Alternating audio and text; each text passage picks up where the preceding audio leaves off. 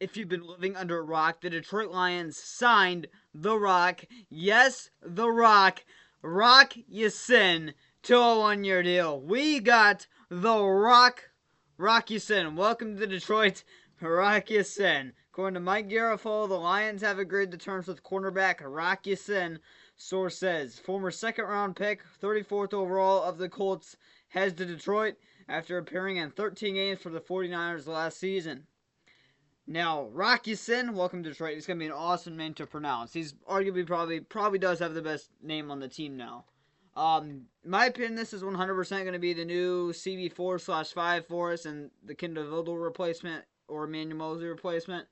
The Lions also, like shortly after this, about an hour or two after this, also announced that they re-signed veteran cornerback Khalil Dorsey. I didn't expect that at all. Once Rock Ya-Sin got signed, I'm like, okay, so for sure Emmanuel Moseley's not going to be a Detroit Lion next year. Khalil Dorsey probably not going to be a Detroit Lion next year. Um, and that they were looking for veteran guys to add to the secondary instead of guys through the draft at the cornerback position. But the Detroit Lions decided to sign Rock Ya-Sin and bring back Khalil Dorsey. So now your top 6 corners are already filled for the upcoming season, which leaves the draft a little bit more open now. With this, in my opinion, I would still try to add one more cornerback. I love the cornerback position. I'm not sold on Rock Ya-Sin, and Rakestraw essentially going into his rookie year. Robertson's coming off of a broken hand injury. DJ Reed will be in his first season in Detroit. Terran Arnold is going to essentially be CB1, CB2 for probably the first couple of weeks until DJ Reed finally gets in the system. So I would still try another veteran cornerback if I'm the Detroit Lions. I'm not saying that to make the roster necessarily, but just to add competition. There's still a couple of guys out there that I really like to potentially see come to Detroit that won't cost a lot of money that would be highly productive. I think if we brought them in, Stephon Gilmore, Chidobe Awuzie, uh, who's another one? I love Asante Samuel, but he's just not going to come to Detroit. He fits us, but he's going to cost way too much money. Um, Tre'Davious White, I could see. Was Mike Hilton, I could see. Rizal Douglas, potentially. So there's still some guys out there that the Detroit Lions, in my opinion, could still sign. And that I would potentially still sign depending on the cost. And if you did something like that, then your cornerback room is 100% set for the upcoming season. Obviously, you got to get some UDFAs and stuff like that to add a lot of depth, but I think you're good besides that. So now your cornerback room right now is really good. It's DJ Reed is your 1, Terran Arnold is your 2, Amik Robertson is your 3, and it's Rakestraw as your 4. Rock Ya-Sin is your 5, and Khalil Dorsey as your 6, with the emergency / CB7 and Stanley Thomas Oliver. And I like Stanley Thomas Oliver a lot. I'm just going to put that out there. He's a big corner, former 7th round pick. I think he's got a lot of potential to potentially sneak his way onto the 53-man roster, depending if Khalil Dorsey can recover from his injury. Because keep in mind, he had the exact same injury that Aiden Hutchinson had, which is why I thought the Lions weren't going to bring him back, at least until the beginning of the season next year. Because I thought it was going to take a long time to recover, but apparently I'm assuming he's recovering faster than they expected from his injury if they're going to re-sign him this early. But welcome back, Khalil Dorsey, and welcome to Detroit, Rock Ya-Sin. Now let's go over Rock Ya-Sin's stats here real quick. This guy, was a guy that I was highly preaching. I don't know, I think I said it in my videos a couple times, but off air I was saying, this is a guy I would like the Lions really to sign, Rock Ya-Sin. He was on my free agency targets last year. I didn't do a free agency target video this year just because I did a lot of free agency profiles. And those videos just go like 25 minutes, and I don't want you guys to have to deal through that. But Rock Ya-Sin, he's a bigger guy, almost 6 foot, 5'11", 195. He's a huge corner. In terms of, he is pretty much 6 foot. I mean, a lot of people say 6 foot. He's 28 years old, will be turning 29 in a couple of months, right after the draft. He'll be turning 29, essentially, about a month after the draft. He did not play a lot last year. 3 solo tackles, 0 forced fumbles, 0 picks, only 2 passes defense. Again, he was drafted by the Colts.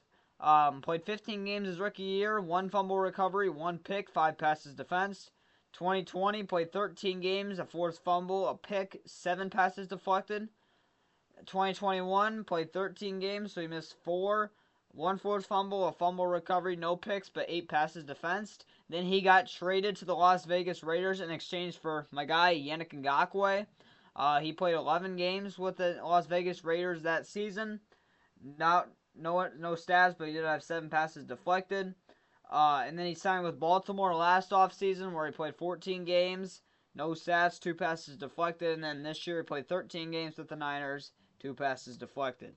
So in his 3, 4, 5, 6-year career, he's played 79 games out of probably about 9, a little bit over that, probably about 95 games. He's played 79 out of 95 games, somewhere around there. Almost 200 total tackles, 2 forced fumbles, 2 fumble recoveries, 2 picks, and 31 passes defensed. Go ahead and take a look at his college stats here real quick because he's former 34th overall pick. I don't know what this is. I'm going to be honest. PERE. I don't know what that is. Temple, I guess. No, that's his final year. I don't know what that is. If you know what PRE stands for, obviously it's a team that doesn't exist anymore. That's changed the name because they would have a logo next to it, and it wouldn't be grayed out. So, if you know what that team was, leave it in the comments down below because I honestly don't have any clue. First year, 3 passes deflected, no stats. Then 2017, 0 passes deflected, but 5 picks. That's kind of crazy. And then he transferred to Temple in 2018, where he had 12 passes deflected and 2 interceptions. So this guy is a guy that I think is a very low-risk, high-reward signing. You watch the tape, he's a very big corner on the tape and on paper. I also want to just bring up the PFF grades here because now this is according to ChatGPT. I call me crazy that I'm using ChatGPT for this, but PFF locks the grades for certain years you have to pay for, and I'm not paying for PFF because that's just stupid. Because PFF's always not right in my opinion. So, what's his name? Rock Ya-Sin. But they're just never right in my opinion, so I'm not going to pay for the PFF to see their previous grades. Rock Ya-Sin, PFF grades throughout career. But Rock Ya-Sin, again, it's going to be a very low-risk, high-reward signing. He signed a 1-year, $1.3 million deal with the 49ers last offseason and probably get the same type deal from us this year.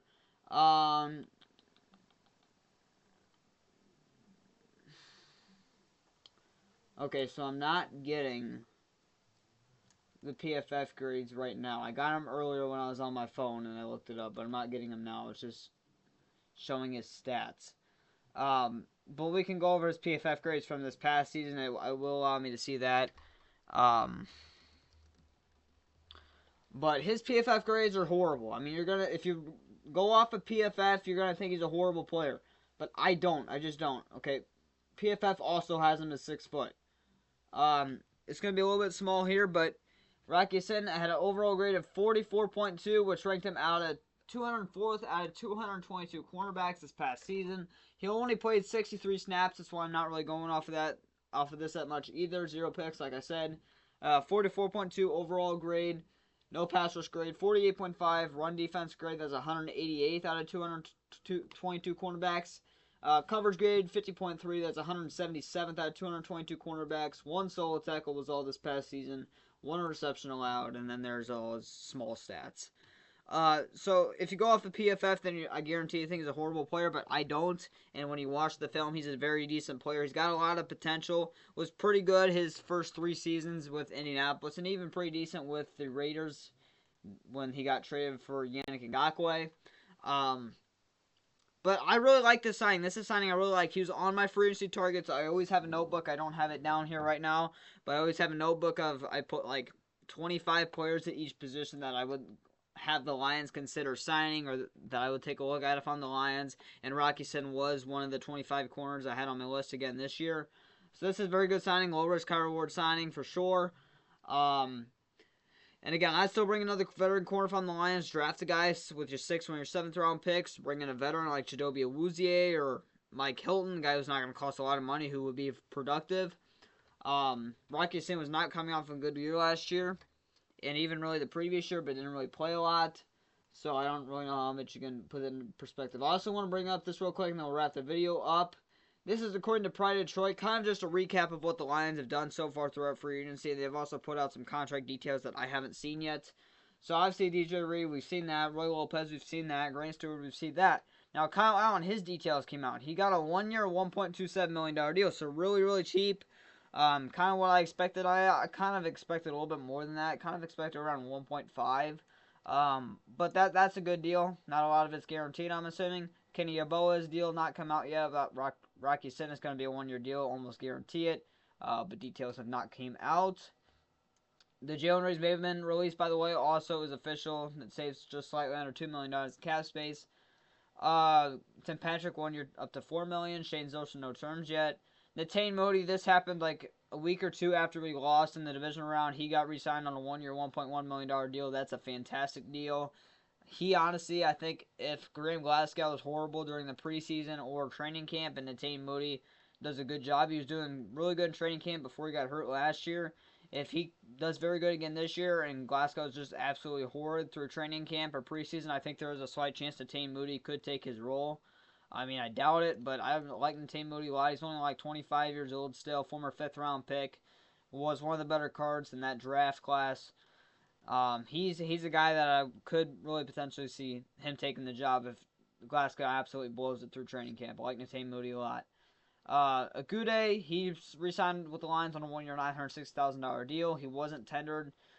Expected a little bit more than that since he wasn't tendered, but that's a really good deal. That's pretty sure the minimum. Miles Adams is a $1.1 million deal. That's good. Pat O'Connor has been released yet. Anthony Pittman is a 1-year, $1.17 million deal. That's good. Zeke Turner is a 1-year, $1.25 million deal. That's good. And Maurice Norris, he also got re-signed essentially at the exact same time that Natane Moody did when he got re-signed about 2 weeks after we lost the division round. He got re-signed to a 1-year, $840,000 deal. That's also a good deal. I like him a lot. To potentially be safety 4, safety 5 for the upcoming season. And then the tenders we've applied is Michael Neese and Trevor Nowaski. By the way, we did tender Michael Neese. There's some confusion there for me. I didn't think we did for a second, but we did. And these are all the guys that remain unsigned. Michael Badger, Emmanuel Moseley, Quan Alexander, Ben Neiman, Kyle Pecco, John Comiskey, Caleb Wolsica, Connor Galvin, DPJ, Allen Robinson, Jamar Jefferson, and Teddy Bridgewater. Those are all our future contracts right there. Pause the video if you need to. And those are all the players that have signed with different teams in their contracts. So, leave thoughts in the comments down below. Again, this is one of the last signings I expect the Lions to make before the draft. Usually by the end of this upcoming week, by about, I would say, Sunday or Monday next week. Monday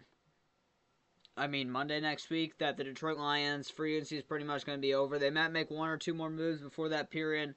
But usually about a month, 3 weeks before the Super Bowl, or not Super Bowl, before the draft is when free agency is essentially over, and then it's just draft news coming out and top 30 visits and stuff like that.